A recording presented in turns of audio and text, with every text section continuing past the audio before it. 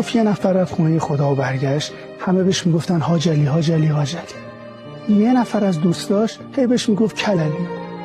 گفت باید یه سوری بدم اینو متوجهش کنم من رفتم خونه خدا.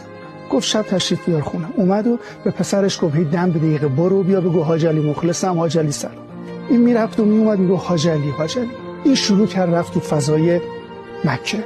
گفت جای شما خالی. داشتیم میرفتیم توی سفر، سر یه نفر به کجاوه خورد.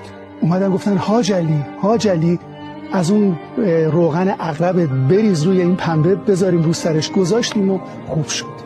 گفت تو مدینه منوره عرضم به حضور شما داشتم زیارت میخوندم، یکی گفت حاج علی حاج علی، فکر کردم شما این. برگشتم دیدم یکی از همسفرام هست، نایب الزیاره شدم.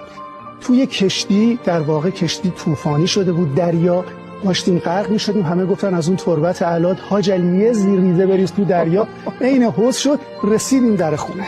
خانم من که از دور دیدم اومده بودن به استقبال و پیشواز اومده بودن و با قرابه های گلاب و اسمندود اومده بودن. خانمم گفت حاج علی حاج علی و از حال رفت.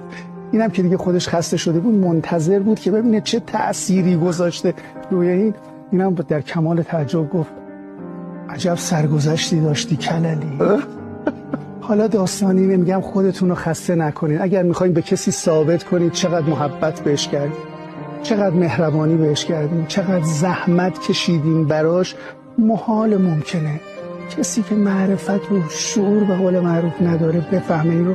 بروز جان بعضیا ذاتن با شعورن، ذاتن آقاان، ذاتن خوبن، ذاتن خانومن، ولی بعضی هم نه. میگه که تا ابد گلهای مصنوعی نمی روید به آب، تا ابد گلهای مصنوعی نمی روید.